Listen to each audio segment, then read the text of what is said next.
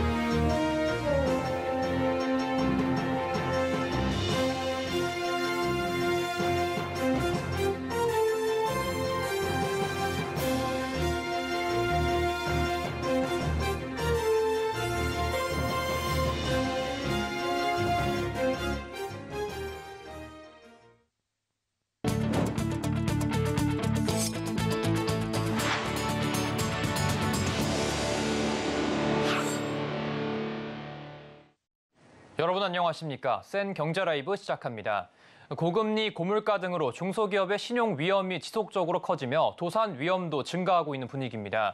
우리 중소기업계는 이 같은 상황에 맞게 다양한 구조 개선 제도를 선택할 수 있도록 하는 멀티도어 체계가 필요하다고 목소리를 높였는데요. 윤혜림 기자입니다. 중소기업중앙회와 중소벤처기업 정책학회가 오늘 중소기업 구조 개선 촉진을 위한 토론회를 열고 국내외 구조조정 제도의 개선 방향을 논의했습니다. 중소기업계는 최근 이어지는 고금리 상황에 올해 상반기 법인 파산 신청은 지난해 같은 기간 대비 60.2% 증가하며 역대 최대치를 기록하고 있어 중소기업 구조 개선이 이루어져야 한다고 주장했습니다. 작년의 영업이익이 이자 비용보다 적다는 기업이 과반수가 넘는 약 52%에 달해서 사적인 구조조정 제도라 할 수 있는 워크아웃 제도가 오는 10월에 일몰을 앞두고 있어 중소기업 구조 개선을 위한 방안이 절실히 필요한 때라고 합니다. 이날 최수정 중소벤처기업연구원 연구위원은 제3자 기관형 중소기업 맞춤형 절차를 도입해 기업의 상황에 맞게 다양한 방식의 구조 개선 제도를 선택할 수 있는 멀티도어 체계 구축이 필요하다고 강조했습니다. 워크아웃 제도는 주로 신용평가 등급이 낮은 기업이 이용하는데 고금리 시대엔 경쟁력이 있는 기업이라도 일시적으로 재무 구조가 악화될 가능성이 높아졌기 때문입니다. 일시적 유동성 위기에 처한 중소기업이 무너진다면 협력업체의 연쇄도산과 대출채권을 보유하고 있는 금융권까지 악영향을 끼칠 수 있는 만큼 선제적인 지원 방안이 필요하다는 겁니다. 추문갑 중기중앙회 경제정책본부장은 우리나라의 자율협약이나 워크아웃은 채권자 주도로 이뤄지는 경향이 있어 채무자와 채권자의 입장을 공정하게 고려할 수 있는 제3자가 필요한 시점이라고 밝혔습니다. 서울경제TV 윤혜림입니다. 국내 최대 금융그룹인 KB금융 차기 회장에 양종희 현 부회장이 내정됐습니다. 양종희 회장 내정자는 오늘 내정 이후 언론과 첫 만남을 가졌는데 신용 리스크 관리를 최우선 당면 과제로 뽑았습니다. 김미연 기자입니다. KB금융그룹의 새 리더로 낙점된 양종희 부회장. 국내 최대 금융그룹을 이끌게 돼 막중한 책임감을 느낀다고 소감을 밝힌 양 내정자는 최우선 과제로 우선 내실 안정과 사회적 가치 창출을 꼽았습니다. 최우선은 현안인 신용 리스크 여러 가지 연체 문제라든지 기업의 문제들, 전환기에 나타날 수 있는 여러 가지 조직적인 이완 현상이나 이런 것들이 최대한 없도록 노력할 생각이고요. 사회적 책임의 부분에 대해서 좀 더 관심을 가지고 저희 금융그룹을 이끌어가도록 하겠습니다. 조직이 안정된 이후엔 성장 동력 발굴을 위해 다양한 사업 포트폴리오 갖출 것도 시사했습니다. M&A 대상이 단순히 금융기관뿐만 아니라 앞으로는 비금융조차도 함께 갈 수 있는 금융그룹화 되고 있으니까 그런 측면도 고려토록 하겠습니다. 향후 금산분리 시 금융사와 시너지를 낼 수 있는 비금융 사업에도 진출해 선도금융기업으로서의 경쟁력을 키우겠다는 포석으로 해석됩니다. 이외에도 기존 강점인 대면 채널과 비대면 채널 간 시너지를 창출해 플랫폼 경쟁력을 강화할 거란 구상도 내놨습니다. 쉽지 않은 과제도 많습니다. 독코피 은행 등 해외 사업 안정화와 내부 통제 강화 등이 해결해야 할 숙제로 꼽힙니다. 한편 양 내정자는 오는 11월 주주총회 승인을 거쳐 자산 706조 원 KB금융그룹을 이끌 수장으로 취임할 예정입니다. 서울경제TV 김미현입니다. 지난해 전세 사기 사태와 집값 하락에 따른 깡통 전세 우려로 올 상반기까지 전세 수요가 급격히 위축됐었는데요. 최근 한 설문조사에서 전세 신호가 다시 증가하는 등 세입자들이 느끼는 전세 공포가 한풀 꺾인 모양새입니다. 이재영 기자입니다. 연초 부동산 시장의 큰 걱정거리 중 하나는 역전세난이었습니다. 특히 3분기를 앞두고는 본격적인 전세 대란을 우려하는 목소리가 컸습니다. 하지만 암울했던 전망이 현실화하지 않으면서 전세 기피 현상도 빠르게 진정되는 모습입니다. 부동산 앱 직방이 앱 사용자 636명을 대상으로 임대차 시장 추이를 살펴본 결과 임대인과 임차인의 60.4%가 전세 거래를 선호하는 걸로 나타났습니다. 지난해 8월 같은 질문으로 조사한 결과에선 전세가 57%, 월세가 43%였는데 전년 대비 전세 선호 응답 비율은 늘고 월세 비율은 낮아졌습니다. 세입자만 떼어서 보면 전세 선호 증가세가 더 두드러집니다. 작년에 비해 전세 거래를 선호한다는 응답 비율이 10.7%포인트 늘어난 48.6%를 기록했습니다. 금리 인상에 대한 리스크가 과거보다 낮아지면서 전세 대출 이자에 대한 부담들이 과거 느꼈던 체감만큼 높지는 않은 상황이라고 할 수 있습니다. 통상 대단지 아파트 입주가 시작되면 전세 물량이 늘어 전세값이 떨어지는데 전세 시장이 예상 밖의 안정된 모습을 보이면서 입주장 효과마저 사라졌습니다. 최근 입주를 시작한 서울 서초구 레미안 원베일리 아파트의 경우 3천 가구가 넘는 입주가 시작됐지만 오히려 호가가 오르고 있습니다. 지난 7월 전용 84제곱미터 기준 15억 원대에 형성됐던 전세값이 20억까지 올랐습니다. 올해 11월 입주를 앞둔 약 6천 가구 대규모 아파트 단지인 DH 퍼스티어 아이파크 전용 84제곱미터의 경우도 지난달엔 7억 원에서 8억 원대에 거래됐지만 현재는 9억에서 많게는 10억 원까지 거래되고 있습니다. 거의 9억 5천 10억이에요. 수요자도 많이 늘어나가지고. 한편 한국부동산원에 따르면 최근 전국 전셋값은 지난 7월 말 상승 전환한 이후 꾸준히 오름세를 유지하고 있습니다. 서울경제TV 이지영입니다.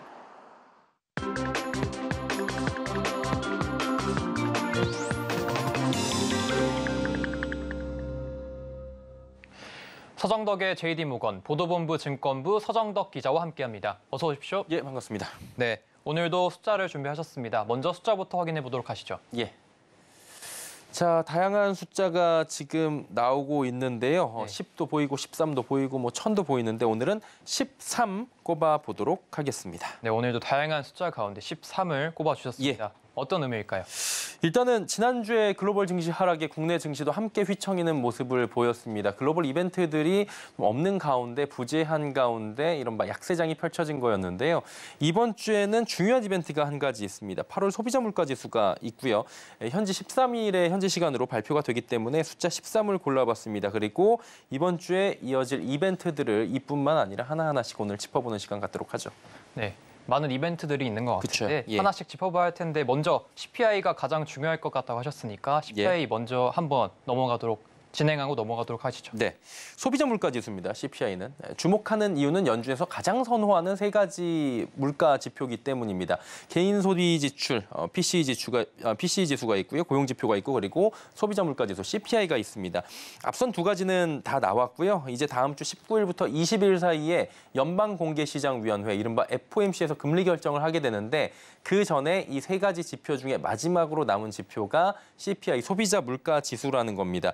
이 부분만 13일에 확인을 하게 되면 연준의 긴축 강화 여부에 대해서 이게 어떻게 되는지에 대해서 향후 패턴에 대해서 조금 가늠할 수 있기 때문인데 제롬 파월 연준 의장 같은 경우에 지속적으로 현재 나와 있는 우리가 중요하게 생각하는 데이터를 보면서 앞으로 향후에 물가 정도를 그리고 긴축 정도를 파악하게 나가고 결정하겠다라고 원론적인 입장을 수차례 밝힌 바 있어서 지금 이 부분이 굉장히 중요하게 나타나고 있고요. 그러다 보니까 글로벌 증시는 미국의 물가 지표 하나하나에 일희일비할 수밖에 없는 상황입니다. 네, 그렇다면 이 미국 소비자 물가지수 CPI가 어떻게 예상이 되고 있습니까? 예, 오를 것으로 지금 예상이 됩니다. 예. 8월 CPI는 전달보다 0.6%가 오를 것으로 예상이 되는데요. 7월에는 0.2%가 상승을 했거든요. 결국에는 이제 물가는 상승세로 가는 거고요. 그 상승세보다 더욱 커질 것으로 현재 예상이 되는데 이게 지난해 6월 이후에 14개월 만에 가장 높은 상승세입니다. 그런데 하반기에 물가 상승세는 어느 정도 예견이 된 부분입니다. 물가 구성 요소 가운데 8월에만 휘발유 가격이 10%가 넘게 오르는 등 유가가 크게 오르고 있고 최근에 휘발유 가격 올라간 거는 우리도 몸으로 체감할 수가 있을 정도 아니겠습니까? 그래서 물가 상승세는 어쩔 수 없고요. 8월 CPI를 종합적으로 보자면 전년 대비 3.6% 올라서 7월에 3.2% 상승보다 0.4%포인트가 높을 것으로 예상이 되고 있고요. 5월 이후 최대치를 기록할 것으로 보입니다. 또 변동성이 큰 에너지와 식음료를 제외한 근원 CPI가 있잖아요. 근원 CPI 같은 경우 0.2% 오르고 전년 동기 대비로는 4.3% 상승이 현재 예상이 되고 있는데 전달 기록한 0.2%, 4.7%와 각각 비교할 때 전년 대비해서 수치가 좀 둔화되긴 했는데 유가가 오르게 되면 결국에는 근원 물가도 영향을 받을 수밖에 없어서 안심하기는 이르다는 평가입니다. 지금 결국 이 소비자 물가 상승에 에너지 가격이 상승하는 게 큰 역할을 하고 있는 것 같은데 예. 유가가 지금도 계속 오르고 있죠? 예. 유가가 결론적으로 보면 물가 상승세를 부추기고 있는 게 맞습니다. 최대 상유국이죠. 사우디아라비아 그리고 2위 산유국 러시아가 각각 감산을 연말까지 계속해서 가겠다라고 발표를 하면서 공급 축소에 대한 우려들이 현재 나오고 있는 건데요. 그러다 보니까 지금 국제 유가가 9거래일 연속 오르고 하루 빠지고 다시 올라가는 모습을 나타내고 있고요. WTI 가격은 87불이 현재 넘어선 상황이고요. 브렌트유는 90달러를 넘어섰습니다. 그리고 천연가스 가격도 1000입방피트당 3센트가 오른 2.61달러를 지금 기록을 하고 있는 건데 유가가 오르는 요소를 좀 찾아봐야 됩니다. 일단은 공급 부족이라고 방금 전에 말씀을 드렸고요. 중국의 경기 부양 기대감이 있고 미국의 원유 재고가 감소하고 있는데 감소한 부분들은 다시 채워넣어야 된다. 결국에는 매수를 해야 된다. 이런 기대감들이 있는 거죠. 그리고 지금 겨울로 접어들고 있습니다. 계절적 수요가 늘어날 수가 있어가지고 유가를 끌어올리는 요소고요. 반대로 유가를 제한할 수 있는 요소도 한번 짚어봐야 되는 건데 중국의 원유 소비가 감소하고 있는 부분이 지금 지표를 통해서 나타나고 있습니다. 그리고 경기 회복이 생각보다 잘 안 될 수 있다라는 얘기들도 나오고 있고요. 이란이나 베네수엘라산 원유가 대안이 될 수 있다라는 관측들도 나오고 있습니다. 종합적으로 볼 때는 현재 유가를 좀 밀어 올리는 요소가 강하다라고 시장에선 보고 있습니다. 네, 이제 좀 다른 이벤트 얘기를 하고 싶은데 지난주 애플이 많이 내렸습니다. 그렇죠. 예, 근데 중국에서 또 이슈가 있다고 하는데 이번 주에 어떤 이벤트들이 있나요? 예, 뭐 아시다시피 중국 정부가 공산당에서 일단은 공무원들은 일과 시간에 아이폰 쓰지 말아라라고 얘기를 한 겁니다. 금지를 명령한 거예요. 사용 금지를. 그러다 보니까 판매 감소 우려가 커지면서 주가가 2거래일 연속으로 6%가 넘게 빠진 바가 있었습니다. 다행히 지난주 금요일에는 소폭 반등에 성공을 하긴 했는데 모건 스탠리에서 낙폭 과대가 좀 있다라고 지적을 하면서 조금 올라간 거긴 해요. 하지만 우려는 여전합니다. 그리고 중국 화웨이의 신형폰이 중국에서 큰 인기를 얻고 있다. 라는 악재가 또 있기 때문에 이번에 아이폰 15가 나오거든요. 12일 날 발표가 된다고 하더라고요. 그러다 보니까 애플의 아이폰 15 새로운 그 모델 출력이 그 어느 때보다 또 중요한 시점이 됐다라는 얘기들이 있고요. 만약에 애플이 아이폰 15를 통해서 위축된 투자 심리를 살려내지 못한다라고 할 경우에는 애플은 물론이고 미중 갈등으로 기술주 전반이 타격을 받을 위험이 있다라는 얘기들까지 나오고 있습니다. 이전에는 엔비디아가 첨단 반도체 수출 제한을 통해서 한번 된소리를 맞은 적이 적이 있었고요. 테슬라 같은 경우에도 중국발 이슈에 따라서 지금 상승과 하락을 오가고 있기 때문에 결국에는 이 미중 갈등 영향에 빅테크 종목들이 움직일 수밖에 없다라고 이야기가 나올 수밖에 없고, 또 결론적으로 보자면 대장주 애플이 얼마나 선전하고 선방하느냐가 중요한 키포인트로 작용할 수밖에 없다는 겁니다. 이외에 현지 시간 14일 발표되는 미국의 8월 생산자 물가지수 그리고 소매 판매 지수 등을 주목해야 할 것으로 보입니다. 네, 오늘 말씀도 여기까지 들어보도록 하겠습니다. 감사합니다. 예.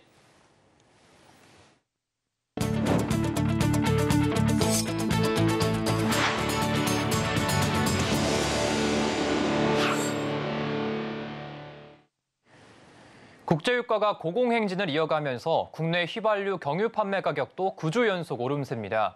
앞으로 주유비 부담은 더욱 커질 수밖에 없는데요.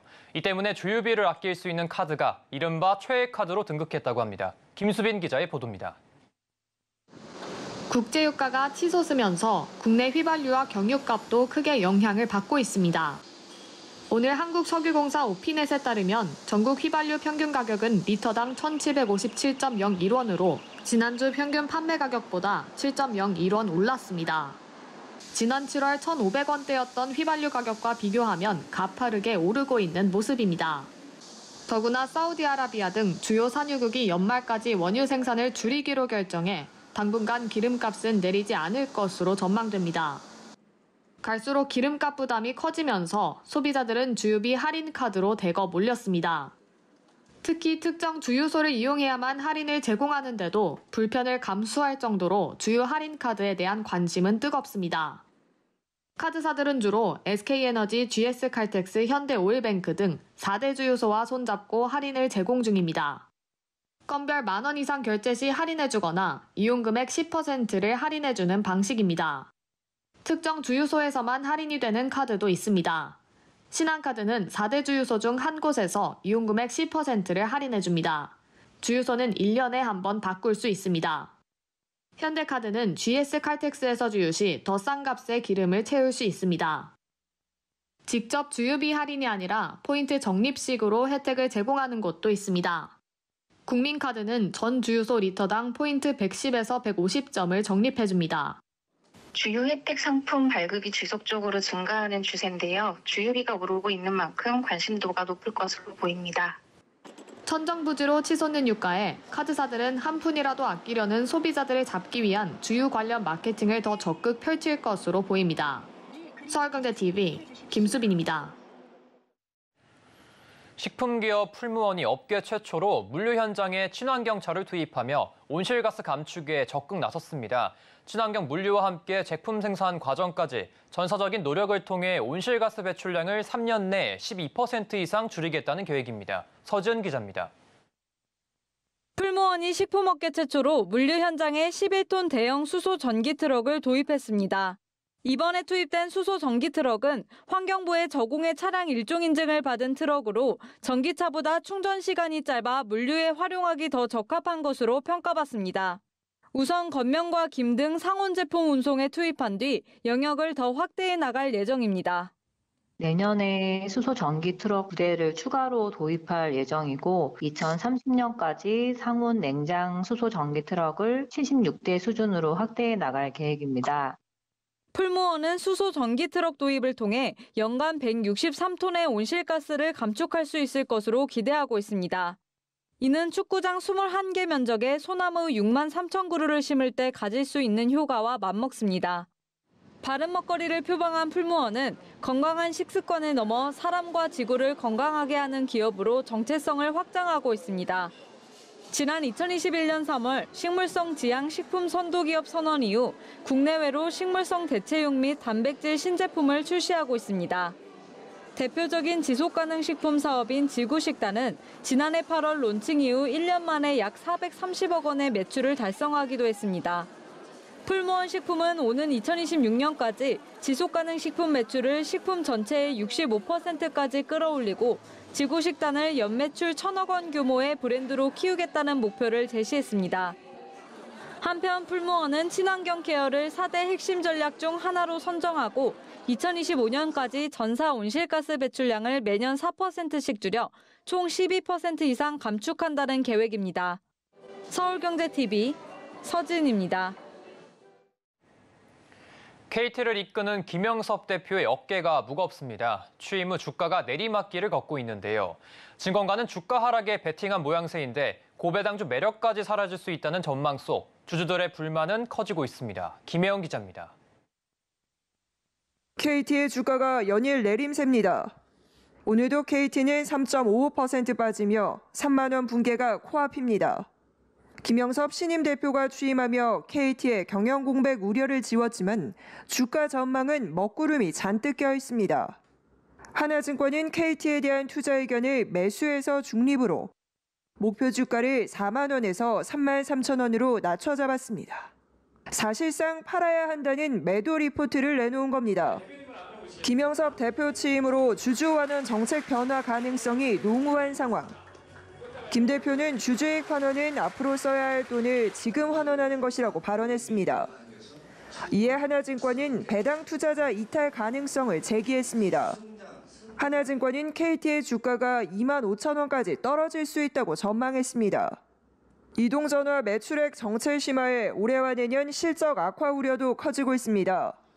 이와 함께 구조조정 비용 부담으로 인한 이익 급감 우려도 나옵니다. 김 대표는 대규모 구조조정은 없다고 선을 그었지만 시장의 조직 슬림화에 대한 불안은 여전합니다. 하나증권은 2014년에도 비슷하게 KT 신임 회장 취임 후 실적 향상을 이뤘지만 배당 감축과 조직 슬림화가 수반돼 주가가 부침을 겪었다며 경쟁사 기대배당 수익률을 감안하면 현재 KT의 기대배당 수익률이 너무 낮아 주가 하락 위험이 커질 것이라고 전망했습니다. 한편 김 대표는 취임 후 첫 투자로 AI 생태계 확장에 나섰습니다.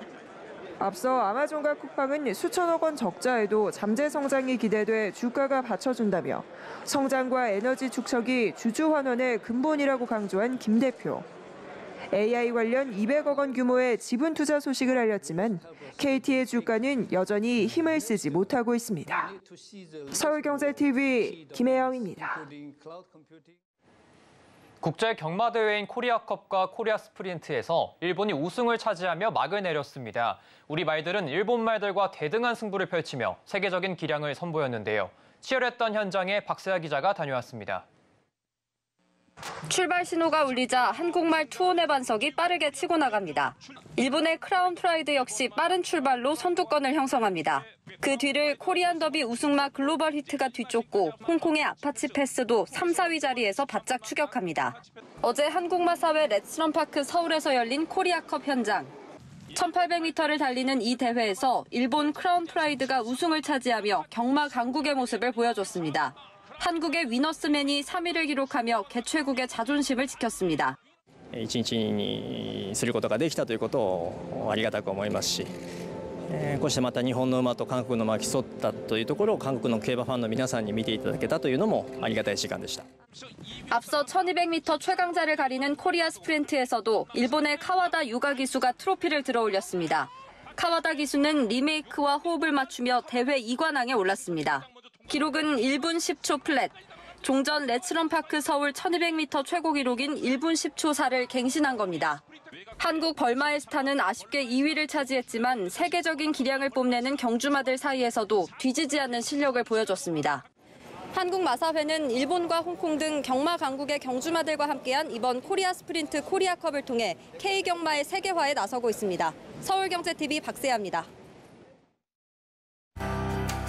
정부가 오늘 후쿠시마 오염수 1차 방류분 방출이 종료된다고 밝혔습니다.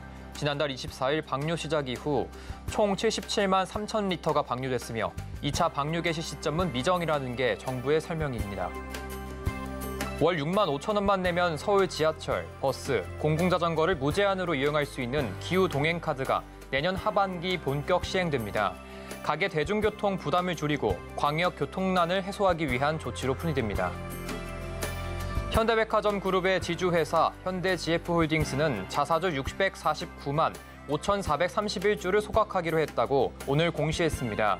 자사주 소각을 하면 유통 주식수가 늘어 대표적인 주주 환원 정책 중 하나로 꼽힙니다. 서울우유가 다음 달부터 흰우유 제품을 인상하기로 했습니다. 대표 제품인 서울우유 나 100% 우유는 200ml, 1리터, 1.8리터 제품의 가격이 4.9%에서 최대 11.7%까지 오르며 요거트 제품인 비오뜨는 기존 가격에서 27.8% 올리기로 했습니다.